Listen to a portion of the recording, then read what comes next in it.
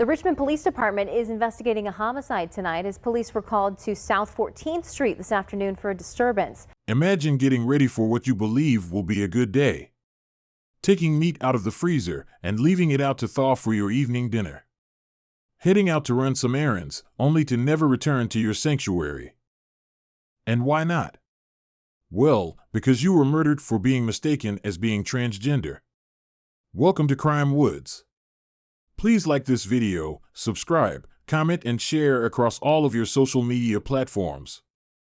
Now let's get into the video.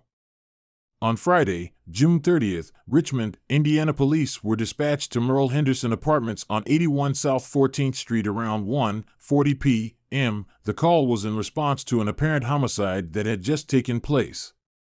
The caller told dispatch that a man possessing a knife had been threatening a woman in the area and that the woman was in serious danger. Once officers arrived on scene, a woman's body was found laying in a gazebo located to the south of the apartments. The victim would be identified as 59-year-old Dionne Peacock of Richmond. She was pronounced dead on the scene after suffering a laceration to the throat.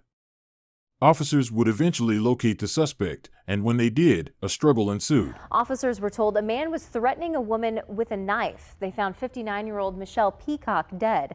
Down the street, police found bystanders with the suspect, 67-year-old Tommy Earl. Police arrested him for murder. 67-year-old Tommy Wayne Earl was armed with a straight razor and was described as having blood on his hands as well as his clothing at the time of his apprehension.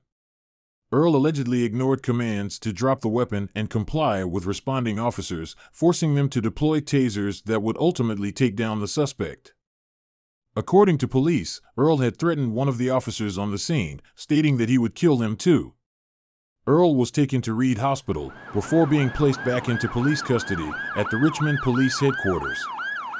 At this point, authorities were not questioning Earl about the incident but were instead making small talk, a tactic investigators used to get suspects to open up and feel comfortable enough to divulge all of the details of their alleged crime.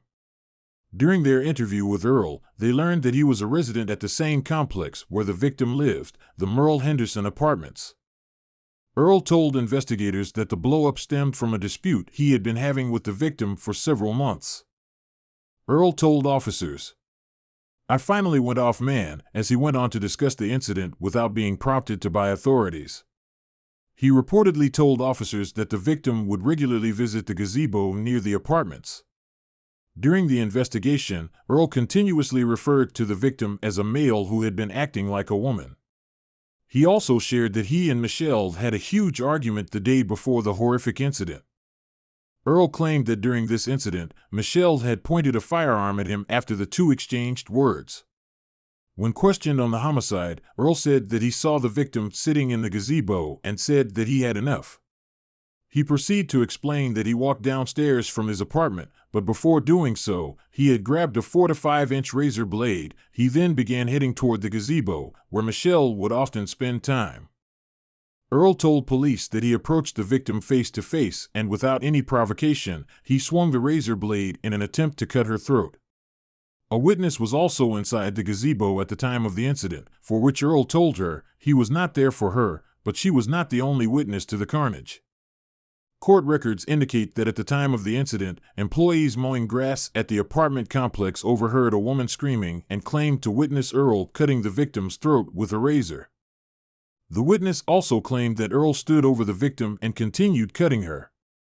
After savagely cutting Michelle's throat, leaving her bleeding uncontrollably, Earl tried to exit the gazebo and go about his way. However, several bystanders stepped in to subdue him, even using lawn care tools. During his interview with the authorities, Earl claimed multiple times that he was glad he killed the woman and would do it again. He did talk about experiencing a psychotic break during the interview as well. He denied that he had ever experienced one before, but admitted to keeping himself away from people. The suspect also discussed the variety of medicines he claimed the VA had prescribed to him. According to Earl, the medications he had been prescribed were affecting his sleep patterns, leaving him sleep-deprived, and that he had been trying to adjust the times that he injected the medicine in an attempt to help him sleep. Investigators said that Earl confirmed that he understood what was taking place, as well as what was being read to him and discussed.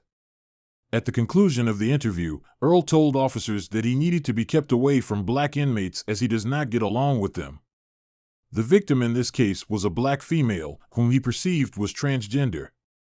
Earl is currently being held in the Wayne County Jail, where he has been preliminarily charged with a Level 1 felony of murder, which carries a sentence of 45 to 60 years in prison, a Level 6 felony of intimidation, which carries a max sentence of 2.5 years, and a Class A misdemeanor of resisting law enforcement, which poses a sentence of 365 days in jail and a fine of up to $5,000.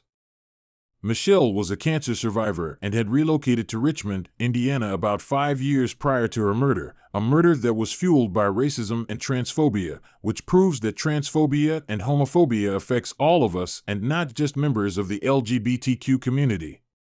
Rest in peace, Michelle Dionne Peacock.